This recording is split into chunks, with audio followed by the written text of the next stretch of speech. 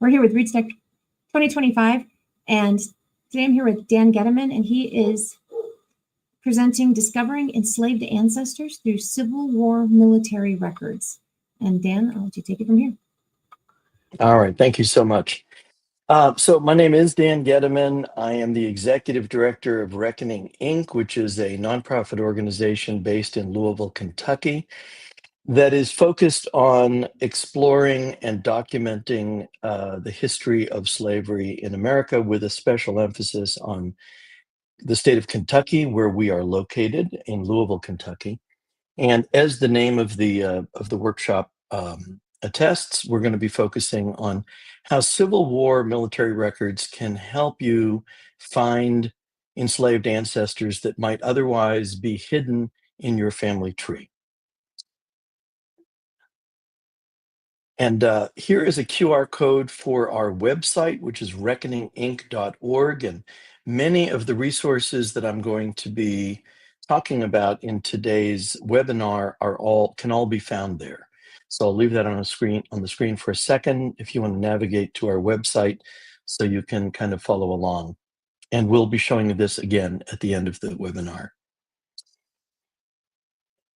All right, so many of you may know a lot of this stuff, but just for the benefit of those of you who are coming to this kind of cold, it is a truism about slavery in America that enslavers tended not to keep track of enslaved people's full names unless they had a good reason, sometimes even their first names, because of money, usually inheritance, lawsuits, bills of sale, deeds, estate settlements, things like that. The US Census, starting in 1850, started to include slave schedules, which had enslaved people listed not by name, but by their age, their gender, and their color. And that's the full extent of sort of the paper trail of slavery, unless you know where you're going to look, where to look for it. So here's an example of what a slave schedule looks like, with just the enslaved people listed by gender and age and their complexion. Military records are different in that once the US military opened up the ability for Black people to join the Union Army, they needed to record who these people were. And so they were listed by their first and last name, their age, their birth location, their height, their complexion, some of the other things about them. This is true for white and Black recruits. But for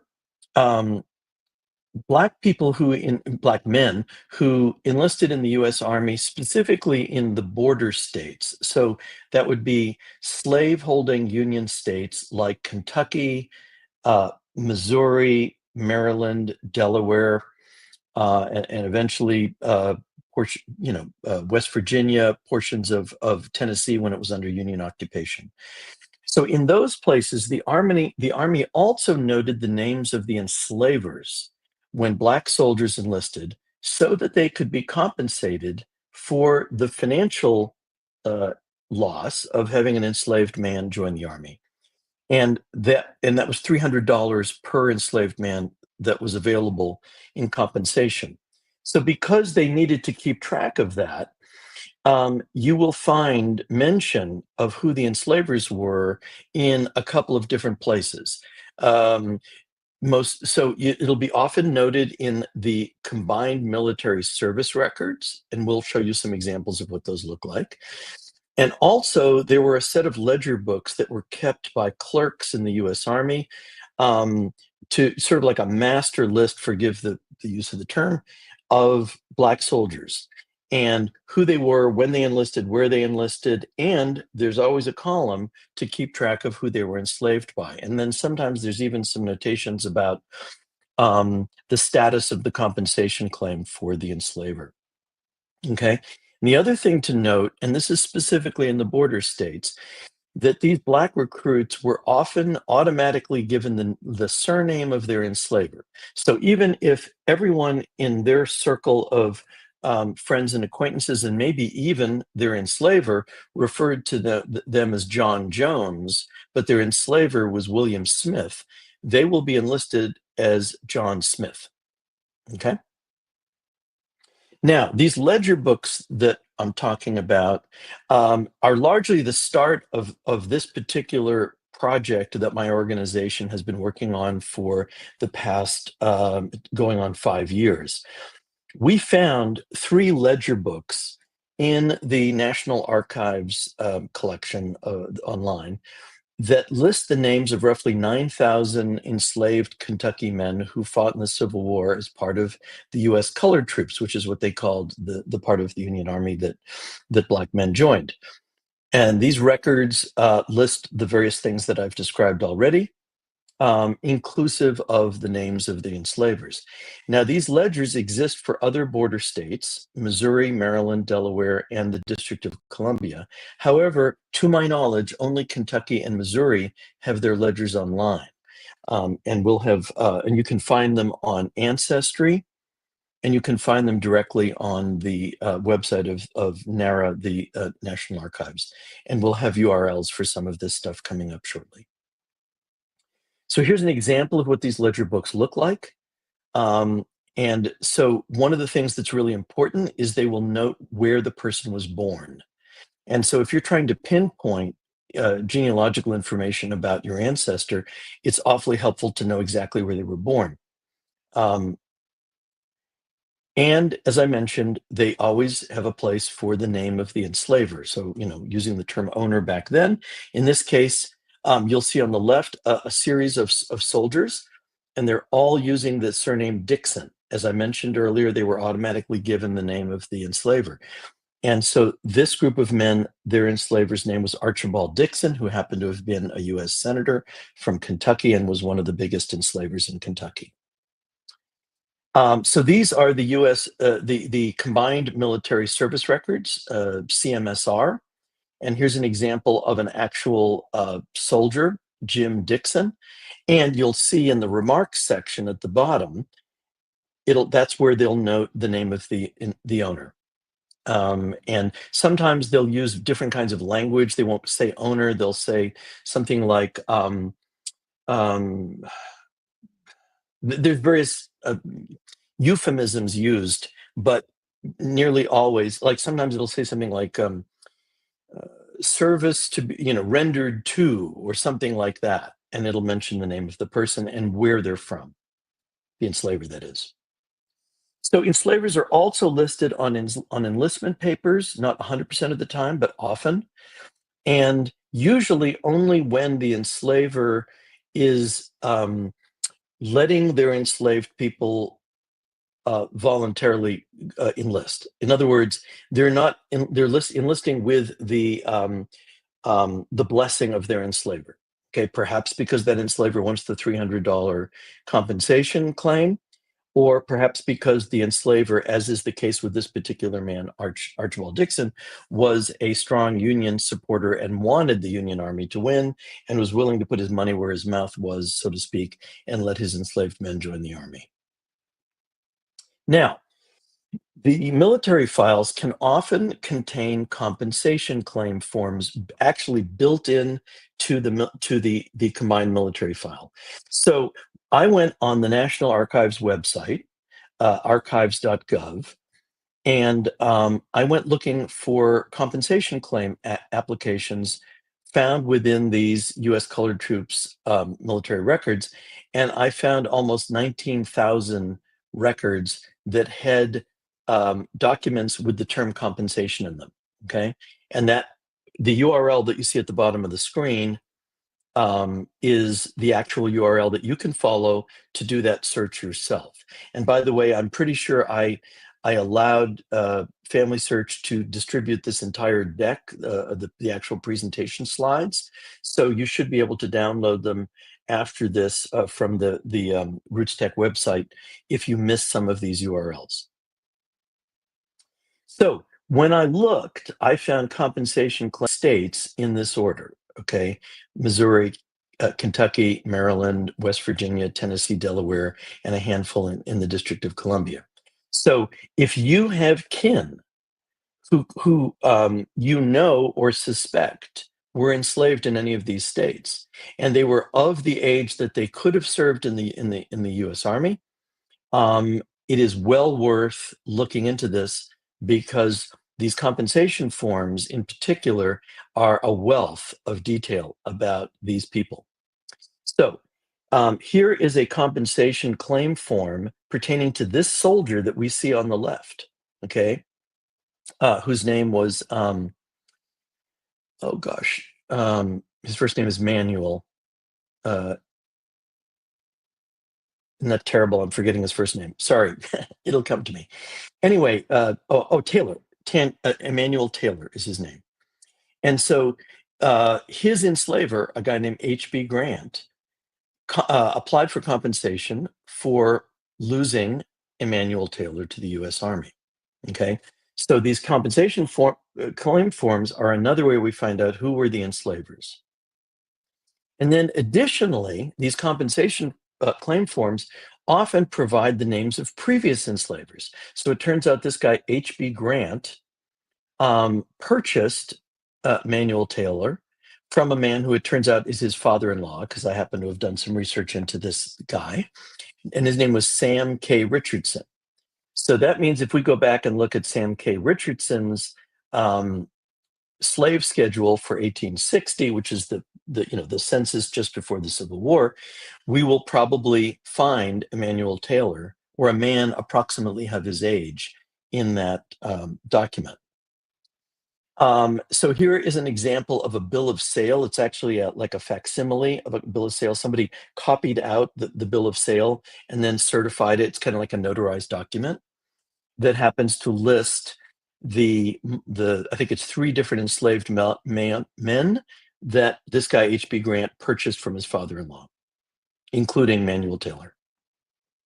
So as I say, this leads us to the slave schedule, where we find a 21-year-old man who matches the age that Manuel Taylor would have been at the time of his enlistment. So this is another way you can sort of check these documents to see whether you're getting the right person. So the next thing that enslaver names can do is lead us to probate records. Okay, so I was able to find a probate record pertaining to this guy Samuel K. Richardson, who was the original enslaver of this guy Manuel Taylor. And by the way, and I'll put a URL for this a little later in the presentation, but Family Search has an absolutely fantastic search tool, keyword search tool that enables you to look through probate records and other and deeds and other kinds of legal records for the name of the enslaver. Okay, and by looking at the name of the enslaver, you can start to go upstream in the family tree of the white enslaver, and you can sort of reconstruct a white. And by the way, this is something I would strongly recommend. If you learn who the enslaver was of your ancestor, don't just try to build a family tree for the black side of your for your African American ancestors. Try to build a family tree for the white enslaver, and that way, by going back a couple of generations in the white enslaver's family, you may be able to find in a will or an estate settlement when that enslaved person was bequeathed to the next generation, or perhaps was sold in a bill of sale, or perhaps was collateral in a mortgage payment or a mortgage document. or otherwise shows up in the legal records of that state or that county. Well, it would really be a county for the most part. So we'll get into how you can find these things in a moment. So probate records also list enslaved people, right? So here is an example of a probate record when they're trying to figure out the value of the estate of a deceased person. They will have an inventory of all of their property, including their human property. So this is an example of one of these estate settlement records that lists enslaved people by name and age. Okay, so this can be huge in order to pinpoint if you've got the right person. So for example, let's just make believe for a split second that you have an ancestor who shows up in the 1870 census named Alfred Smith. Okay, and you know that you're related to this person. He's your second great grandfather, and you know that he was born, or you think based on the census record that he was born in a particular date, 1842. So let's just say that you find an estate inventory from 1850, okay, and you think that your ancestor was born in 1842, and in this 1850 estate record, it refers to a boy named Alfred who's 8 years old, sorry, I'm doing my math wrong, 6 years old. No, I was right the first time, 8 years old. Then you might think, okay, ding, ding, ding, that's my ancestor. And now I know that this ancestor was previously owned by this person's grandfather or maybe grandmother. Okay, so these are really interesting ways that you can use. Again, the little breadcrumbs of clues that we find in the military records tell us who the enslaver is. And once you know who the enslaver is, you can start looking for these records pertaining to the enslaver's family. This is this keyword search tool that I mentioned before. If all of you don't know about it already, you should definitely follow this tool. It is incredible. It was introduced at last year's Roots Tech, and I was asked, thankfully, to be a beta tester of this when they were first formulating it. So I've had about a year and a half use of this, and it's amazing. The breadth of documents that can be searched through this one little tool. It's incredibly powerful. So once you find the name of an enslaver of your ancestor through these military records, then you can just go whole hog into putting that enslaver's name in. Once you know the county that they lived in, right, which you'll know through the military records, so you'll know the name of the enslaver and you know the county they lived in. Then you can go look for that enslaver's name, and the family search keyword search tool that I have up on the screen enables you to narrow it down by state, by county, and by type of record. So you can look for probate records for Caldwell County, Kentucky, for Samuel Richardson. I just made that up. I don't think he was in Caldwell County, but nonetheless. Now, another place that gives us an enormous amount of information are military pension cards. I cannot stress this enough. Most Civil War soldiers, they're either if they lived through the war, or their families if they died during the war, probably at least applied for a military pension, right? Because it was, I won't say free money, but it was a source of income for families, and especially for Black families. These were rather impoverished families after the war for the most part. And even to get a small pension was a huge deal. So you will find an enormous number of Civil War soldiers who, again, either they or their widows or their dependent mothers or children or guardians of their children applied for these pensions. Now, why are these so important? Well, they're important in so many different ways. Number one, in states like Kentucky, Maryland, Missouri, and other of the border states during the Civil War, as I mentioned earlier, they often will automatically give the surname of the enslaver, as in fact was the case here. This fellow was known in the war as Jim or James Dixon, but to everyone else in his life, he was known as James Sanders. Okay, so once you know the name of the soldier, you can then go looking for a pension card. These pension cards can be found in multiple places, and I'll show a slide with that a little later, but including Family Search, where they have multiple different ways of looking for these pension cards. So once you find a pension card for your ancestor who served in the war, look carefully at all the information that's there. So first of all, I'll mention just a quick shout out. There's a wonderful vendor who's actually at Roots Tech this year. It's called Gopher Records. I cannot more highly recommend them. They will get the military pension file for your ancestor for $45, which is the lowest price I've seen that anybody will do it. They do it quickly. They do it incredibly well. And I've been using them for years now, and they do fantastic work. So and all they need is a copy of this card. So you download the card, and the numbers on the card is what helps them find the actual files at the National Archives. So there's other things we know. Sorry, let me go back. If you go down to the bottom of the screen, you'll see state from which filed. Kentucky in one case, and Indiana in another. So we know that and it'll tell you the date that they made the application. So we see that his widow applied for a pension from Indiana in 1912. So it just so happened when I was researching this particular man, that's how I found out that he died in 1912 and that he lived in Indiana. So that's huge, because let's say that's your ancestor, and now you know that your ancestor migrated from Kentucky to Indiana, that they were, and it happened somewhere between 1890 and 1910.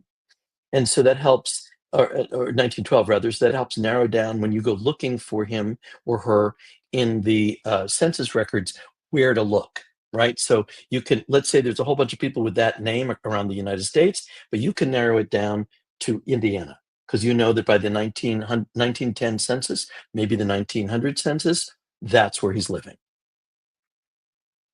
All right, so here is the place, or one of the places, where you can go looking for pension cards on the Family Search website.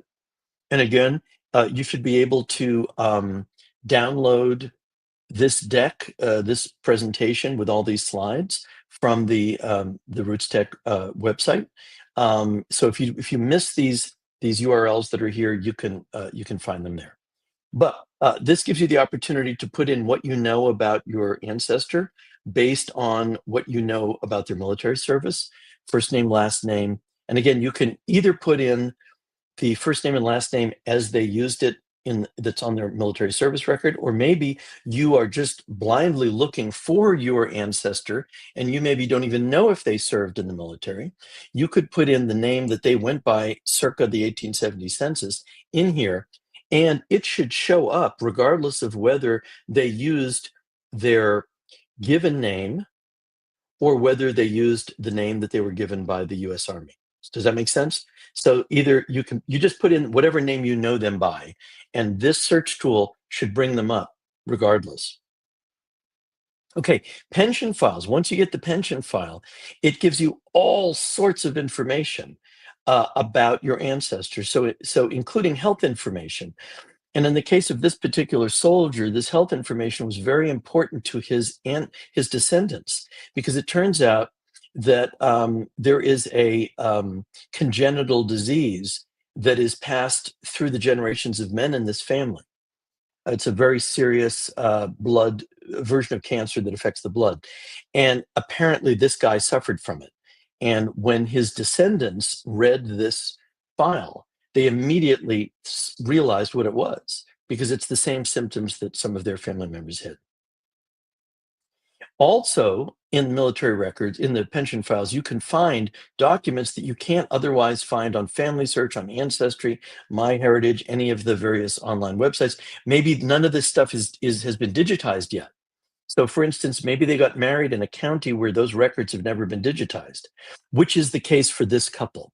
This record, this marriage certificate of this husband and wife, is not, to this day, has not been digitized. The only place I found it was in the pension file for this particular soldier. The next thing you can learn from a pension file is where your ancestor is buried. Now, this is a great big deal for some families, as it was for this particular gentleman that you see in this picture. His name is Russ Bolds. He has died recently of the congenital disease that his second great grandfather had. And he lived a mile away from this military cemetery his whole life. And he and his grandfather, and then he and his father had gone walking up and down the aisles of this cemetery looking for their ancestor. They knew he was buried there, but they were looking for James Sanders. And the name on his headstone is James Dixon. And till I found that pension card that listed both names, Sanders and Dixon, did they know where to look? And they knew where exactly to look because in the pension file, it actually had a document that showed like what row and number to go look for. Now, widows also applied for pensions. Sometimes, even when their soldier spouse did not. So in this case, this is a woman who applied for a pension because her husband died during the war. Okay, so she applies for the pension in September 1865, and he died sometime before then. So that's another group of people for whom you can follow information, regardless of whether the soldier lived through the war or not. Now, the reason the widow information is so important is because for reasons that are obscure to me, fold3.com, which is now owned by Ancestry, roughly, I think 15 years ago, something like that, they started a project with the National Archives where they were digitizing widows' pension files. I think their goal was to eventually do all the pension files, but they were starting with the widows' pension files, and I don't know why. So they have been slowly chipping away at these pension files. And the great news is that they had proprietary ownership of them for, I think, 10 years. And then they turned over all of those pension files back to the government. So they can now all be found for free on archives.gov. Okay. So you can look for these in three places. If you have a Fold 3 subscription, which costs money, you can find them there. You can go to archives.gov and find them for free, or you can go to our website, reckoninginc.org, specifically to look for Kentucky Soldiers pension files. We have over 540 pension files on our website. And if you have followed the QR code I had earlier and go to the tab on our website that says pension files in the menu, you can browse through these pension files.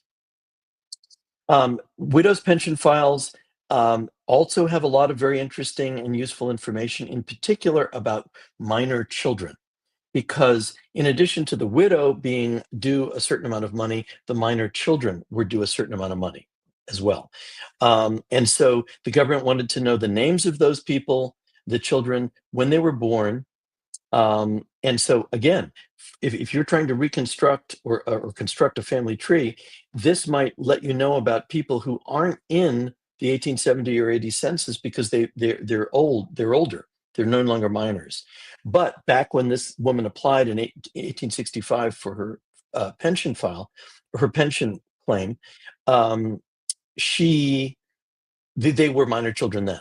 So in other words, it sometimes helps identify an elder child in a family tree that would otherwise be invisible to you. The other thing you'll find in these pension files for either the widows or the soldiers are depositions and other official documents. So in this particular case, this woman, she became blind, and she actually petitioned the senator from her state of Colorado to petition his colleagues in the U.S. Senate to give her a raise for her pension, and it's all right there in her pension file.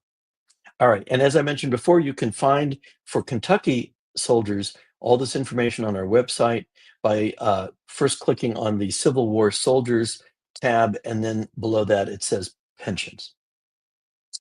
Okay, so also on our website we have something called the Kentucky U.S. Colored Troop Database. And so again, if you specifically have kin from Kentucky, you can go to our website, and we have all sorts of tools available to help you search through all the different records we have to help you find information about your ancestor. So this is an example of what we have in our database for the man that you saw the photograph of earlier. if you remember, he was seated in his uniform. His name is Manuel Taylor. And there's the information about his enslaver at the time he enlisted, Henry B. Grant, and his enslaver previously, Samuel K. Richardson. So the other thing we have on our website is something we call it the Kentucky Black Ancestor Database. And it's information not just about soldiers, but about any Black person who lived in Kentucky that we know of during the slavery era. So that includes people who were enslaved, that includes people who were free people of color. And we have roughly 100,000 records so far of people who lived in Kentucky who were African American. So we did this in partnership with a military historian here in Kentucky named Charles Lemons. And so about 100,000 records, about half of them have at least one enslaver noted. About a third of them have at least one parent identified.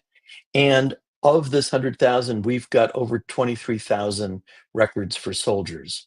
And of those, roughly 15,000 of them, we have the name of their enslaver. And we also have this in a spreadsheet. And the spreadsheet is a really powerful way to look at this data. So for instance, if you are interested in looking at not just an individual person, but a community of people, or maybe you're looking for extended family members, like you find a soldier and the name is familiar, but you don't know if he's a direct ancestor, or maybe he is a more indirect ancestor, but the family name is familiar and you know you have kin with that surname in Kentucky. You can go into this database, sort by any one of the fields. You can sort by last name, you can sort by first name, you can sort by where they lived, what county they lived in. You can sort by the name of the enslaver. There's all sorts of ways of looking at this, but it can be a very powerful tool. So the other thing you can learn from looking at this is family groups. And I won't go into this in great detail, but it's quite a powerful tool, and we explain it on our website, how you can sort by something called the family code.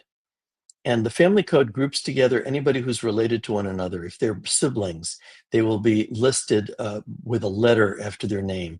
And then elsewhere, you'll be able to scroll over and figure out who their parents were.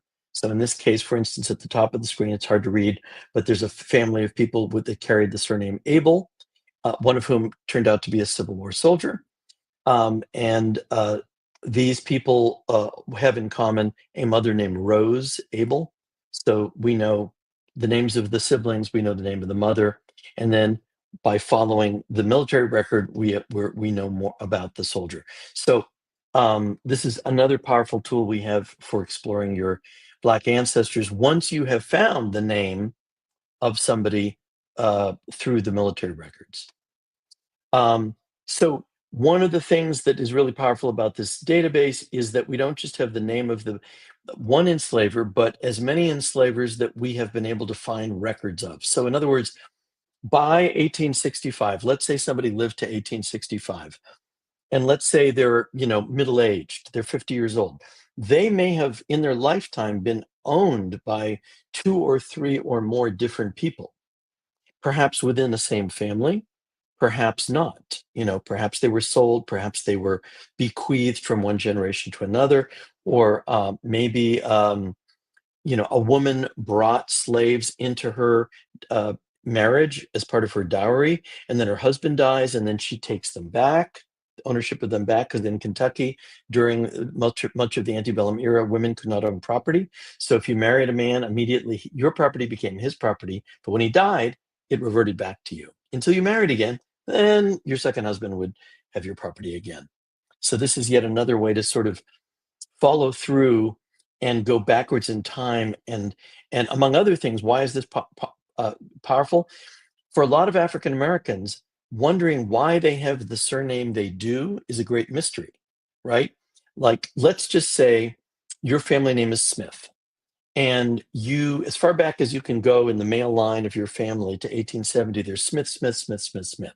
But then you find the enslaver's name is Jones. And you're like, well, why are we the Smiths?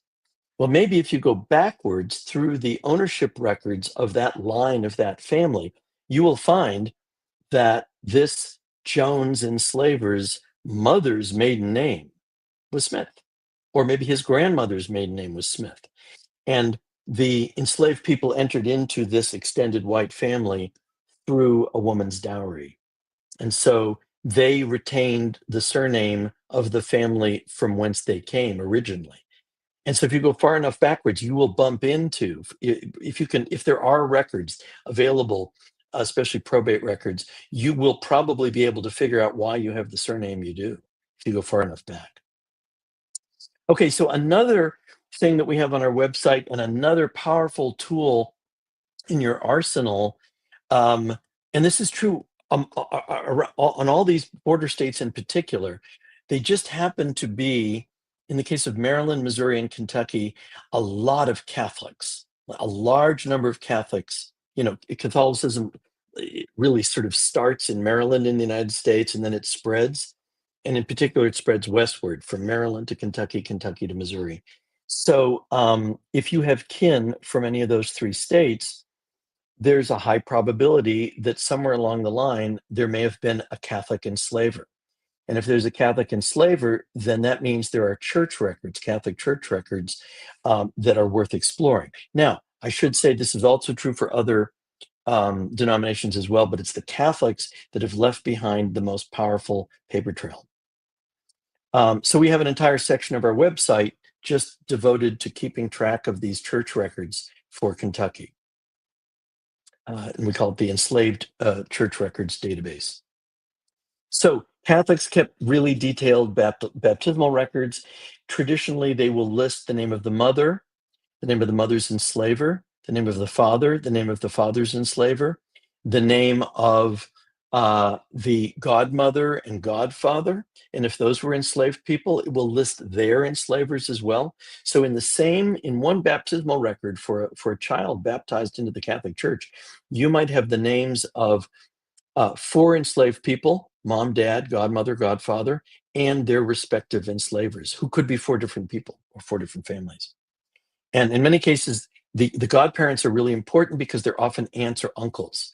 So you may be able to ascertain sort of a cluster of families, white families that are intermarried with each other. They may even live on adjacent farms, right? And they're all intermarried. And their enslaved people are often intermarried as well. So these Catholic baptismal records help us identify families, and we actually have an entire project that we're doing. This is quite separate from the Civil War military record subject that we're really talking about here, but I'm hoping next year to come back to RootsTech and just talk about this project, because we've really been able to do tremendous stuff with it to be able to build out family trees for previously unknown families. I say unknown, meaning in the public record, enslaved families, and piece together who all the members of their families are just by using these baptismal records. Okay.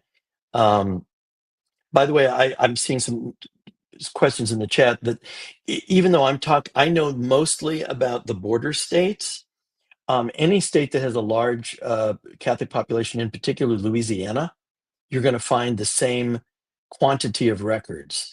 And by the way, there was a thriving slave trade between Catholic communities in Kentucky, Maryland, Missouri, and Louisiana. So a lot of times these Catholic enslaver families, when they had enslaved people who were acting up, they would sell them down the river to New Orleans, to the slave market in New Orleans, to work in sugar plantations. This is basically the plot of Uncle Tom's Cabin.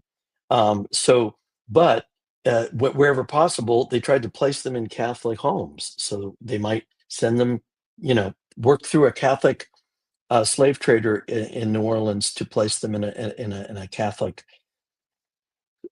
sugar plantation. I know it sounds strange and weird and disgusting, but that is a fact of life. Okay, now all these records work together. Okay, so the military records help send us to civil records.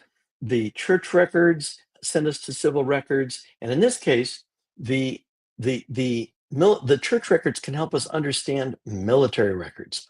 So we found a guy, and I've pointed to his baptismal record, and he enlisted in the army. He was enslaved by a religious order of nuns called the Sisters of Charity of Nazareth. And the U.S. Army, again, they're always giving you the surname of your enslaver, so they just called him Nazareth, Ignatius Nazareth. Okay? And they did the same thing for people who were enslaved by, let's say, a bishop. They would give him the last name of the bishop. So here's the guy we just were talking about, Ignatius Nazareth, right? And so that's the name he was given when he was entered into the army. And then if you look at his pension card, it says Ignatius Bean, B-E-A-N. That's the name he was actually, born with, or the name he was known by, alias Ignatius Nazareth. So now we know these are the same people. Several other faiths baptized enslaved people: the Episcopals, the Presbyterians, the Baptists, and the Methodists. However, the Episcopals and the Presbyterians do infant baptisms along with the Catholics, and the Baptists and the Methodists, these tend to be, well, specifically the Baptists, by their nature, they are adult baptisms. So the details are about that child are much less, there are fewer details in the baptismal records for these other denominations than there are for the Catholics. In many cases, all you get is the name of the child and who was the enslaver. There's no mention of the mother. There's no mention of the father. Okay, so our project that we've done in Kentucky can be replicated in other states. So it could easily be replicated in Missouri, Maryland, Delaware, District of Columbia, perhaps Tennessee and West Virginia, because these are all places where slavery existed during the Civil War, where large numbers of formerly enslaved men joined the Union Army. The pension cards can provide alternate names for these soldiers, and we would be happy to share our systems and our research process with others. So especially if there's anybody who ends up seeing this webinar and you are in one of those states and you would be interested in trying to replicate what we're doing, I'm going to give our contact information here in a moment. Please contact us. So here again is our website, reckoninginc.org. I'll leave this up for a moment. And the slide after this, I have my contact information and ways you can find us on social media. But I encourage you to go to our website and dig around. I will say this, because Kentucky did not have the most slaves, but Kentucky had a lot of slaves. It was 250,000 slaves by the time emancipation happens. So that's a significant number of people, and a significant number of families around the country could very well be descended from one or more of these people. So even if you grew up in another part of the country, or even if you think your family is, let's say, from Mississippi or Alabama, some portion of those families may have at one time been enslaved in Kentucky, or maybe a part of the family stayed in Kentucky and a part of the family ended up going down to Mississippi or Alabama, either with the enslaver, right? Because a lot of enslavers took their enslaved people and moved farther south, or because they were sold, or because they were bequeathed in a will, perhaps to an extended family member in the deeper south. So here's contact information from me. There's my my email address. Again, our website, reckoninginc.org. Our Facebook and Instagram, in both cases, is just Reckoning Radio. You can look at any of those either of those platforms. We have a much smaller footprint elsewhere. So I'll leave that up for a moment, and actually, I'll leave that up, and we could start with a Q&A at this point. Jocelyn, you are muted. Thank you very much. And thank you. There's been so much good information that you've had here. So we did get quite a few questions. One of the first one is Combs Tribe asked, how do we access the compensation forms? I went to the Maryland archives. Okay, So the single best place to find these is on the National Archives. Okay, so earlier on in the presentation, and I can go back to that screen in a moment if you want, and I can put it up, the URL where you can search specifically within the U.S. colored troop pension files. And so if you look, so it'll show you all the U.S. colored troop pension files that they have in the National Archives. And then you can do a keyword search and just put in quotes the word compensation. And then you can even do compensation, okay? And then narrow it down further and say compensation Kentucky, okay? And that's exactly what I did, by the way. And then it just progressively will show you fewer and fewer. And then you can do, within that, you can do keyword searching by surname. Or any other, you can look for a specific military regiment, for instance. Hope that answers your question. Yes. Back to you, Jocelyn. Thank you. And another question that we had, and this was when you were specifically talking about slave owners who were seeking compensation for their slaves that were Join the Army. Yeah, that joined the Army. She Anne Fiordolisi asked, what happens after they served? Why not just go to a free state? I guess they couldn't, since their enslaved family was still on the plantation. So, okay, quick history lesson. The U.S. government, and I forget the exact chronology, but and this was a little different in different states, but at a certain point in early 1865, the U.S. Congress passed a law that basically said the immediate family of a U.S. colored troop soldier is by definition free. So in other words, they extended freedom not just to the soldier who enlisted in the Army, but to their wives and children. And so you start to see this exodus of families coming to military bases, enlistment centers, and end up turning into ad hoc refugee camps, sometimes to unfortunate, cholera, typhoid epidemics, things like that, whenever you have large numbers of people in a small space. But so joining the U.S. Army in many cases was, by definition and by intent, the way to free your family. And this was actually a tool that was used by one of the generals for occupied Kentucky in 1865 to free a large number of African Americans, was to enlist as many people as possible. So they were even enlisting men who were in the 70s and 80s, just so they could technically be soldiers, just so their families would be freed. I don't know if that answers the question, but that's kind of how it went. Thank you.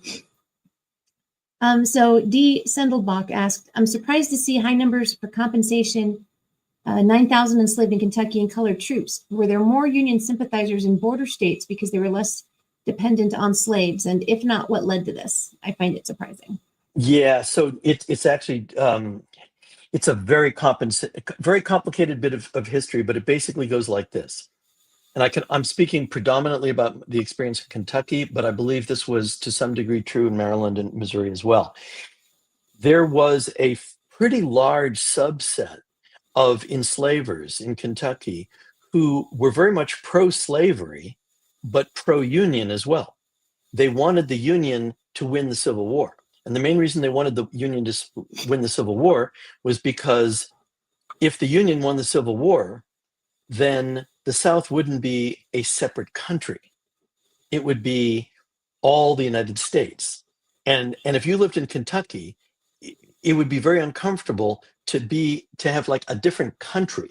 Okay, so in other words, your slaves wouldn't just leave and go to another state where, with the Fugitive Slave Act, it would be incumbent upon any citizens of those northern states to return your enslaved property to your state, to your community. Instead, they'd be going to another country, and there wouldn't necessarily be extradition treaties or anything like that. Mm-hmm. So they actually were trying to maintain the status quo, which was actually good for slave owners in a state like Kentucky, right? They had some sort of security about their property being returned to them in case they escaped. So it's a very complicated story. By the way, I'll just put a little plug in. If you go to our website, reckoninginc.org, I did an entire podcast series on this subject called The Reckoning. It's actually the first thing we did as an organization. So it's a 8-part podcast series. Encourage you to listen to it. And we go into a great deal of detail about this part of the history. Another Awesome. question? Thank you so much. Another one, while we were looking at the image of the pension cards, and the slide that you were looking at specifically was pension cards as sources of alternate names slide. And Fiordalisi asked, on this image, how can I tell if this person is African American? Okay, really good question. So this is true whenever you're searching any of these pension file or pension card databases, is if there's an opportunity to search by keyword, put in US in quotes, because each one of the black regiments is preceded by USC. So it's US colored infantry, US colored artillery, US colored or heavy artillery, US colored light artillery. So it's always starts with US, usually USC. So so that's how you can tell, how you can filter out the cards for black soldiers and everybody else, is just by looking for ones that have USC something, USCI, USCT, USCHA for heavy artillery, USCC for US colored cavalry. Awesome. Mm-hmm. And the next question we have is from Christina Yates, and she asked, can you use these methods if you only know the enslaver's name but not the slave? Yes. Short answer is yes. So, for example, on our website, reckoninginc.org, we have a place where you can just search our Black ancestor database by the name of the enslaver. So you can work backwards. And so let's say you're a white person and you're interested in knowing about who your ancestor may have enslaved. And you know their name and you know their county, let's say. You can put in their name, their county, and if we have records for anybody they enslaved, they will show up by name and everything we know about them. Theoretically, you can do the same thing. I mean, we've done an unusual thing in Kentucky with our organization and the various research we've done. There are some other states that have done versions of this, and I know the folks at American Ancestors are trying to do this at a national level with the 10 Million Names Project, which, by the way, we're affiliated with and working closely with. And actually, I'll just do a quick plug here. We're doing a project with them that started this year that is going to go for another 5 years, where they're helping us research the tens of thousands of men who joined the Union Army from Kentucky to build family trees for them.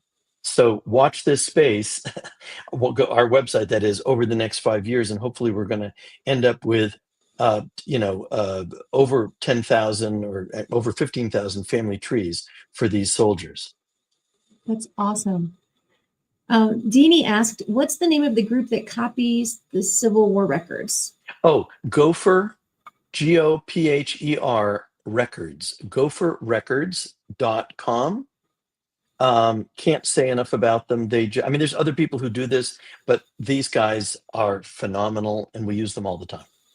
Awesome. Now we have about 8 minutes left. Okay. So Rodney Gregory asked, what are some of the reasons why pension applications were denied? Yeah, excellent. So really good question. And by the way, there's a weird irony. The more problems your ancestor might have encountered trying to get a pension, the longer the pension file, the more information you will find in it. So we have pension files we've found that are 800 pages long. So the longest one I've ever found is 800 pages. And the reason it was 800 pages is because the soldier had children by 2 different women, and each of them said he married them. Both during slavery, okay? And because there were no records of enslaved marriages, parenthesis, unless they were born into the Catholic Church, because the Catholic Church had slave marriages that they actually kept track of, you only had, you needed the testimony of people who were eyewitnesses. So you will find depositions from people who were physically at the wedding ceremony of your ancestor who can say it happened on June 15th. By the way, sometimes they're depositions from enslavers saying this couple was married on my front porch, December 17th, 1852. I was there. It was provided over by Reverend so-and-so. So to answer your question, why were some of them denied? Because they couldn't prove their age was what they said that it was, because again, they didn't have a birth record. It was because a woman couldn't prove she was legally married to the soldier, especially if he died during the war. Again, because she doesn't have eyewitness reports of her marriage. It could be that there's a question, somebody says they're the mother of the soldier, and she has to prove that this is her child. So again, every time that the government asks you to prove one of these facts, you have to find witnesses. You have to find people to testify to the fact that, yes, I was there when he was born, right? Which is amazing. And by the way, this is how we have so much firsthand knowledge of the lives of these enslaved people, is through these depositions and affidavits of people who are actually in their lives, talking in first person, and especially the depositions are written like a court transcript. Question, answer, question, answer. They're amazing. Susan Keller asks, if someone enlisted in Kentucky but was from another state, is it in your database? Yes. The short answer is yes. We have largely focused on people who enlisted in Kentucky. However, so there's a whole bunch of people who were born, let's say, in Virginia or Maryland, and then moved to Kentucky with their enslaver. This is especially true for older people. Similarly, there's the opposite. People who are born in Kentucky, but then they were taken by their enslaver to another state. Okay. And so there just happens to be large expatriate Kentuckian communities in other states where there just happen to be a lot of Black people who came with those white families as they moved, let's say, to Missouri, or they moved to Arkansas, or they moved to Louisiana. So we're starting to look at that as well. People born in Kentucky who enlisted in another state. But yes, for the most part, we're looking at people who enlisted in Kentucky, but we would capture them if they were born in another state. Okay. And there is a new question that just popped through. You see if I can get that. Greg T.T. King asks. Yeah, I see. Yep. You have the question is, I have my ancestors' pension file, but I want to find the muster rolls for his army unit. Okay, so this is a little tricky. I know less about that per se, about how to find the muster rolls, but if you're trying to find other soldiers who were in that regiment, because that's essentially what the muster roll is going to tell you, is who were the other soldiers in that unit, how either large or small. And a lot of that I've been able to find on Fold 3, which unfortunately costs money. It's possible that's available on Family Search, but I don't know their search tools as well for how to look granularly by a military unit. But definitely on Fold 3, you can just look for CMSR's, military records by unit. And if you want, you can send an email to my email address. And, if we have sort of frequently asked questions that come out of this webinar, I could perhaps put a document together and send it out afterwards with some more detailed examples and links to resources where you can do some of this stuff. But it can be done. Fold 3 is the number one place I would recommend. Thank you.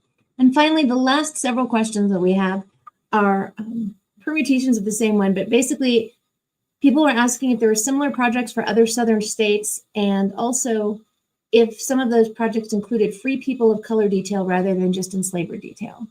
Okay, so short answer is I'm not aware of another state that has done exactly what we've done, but I'm very interested in helping people in other states to replicate what we've done.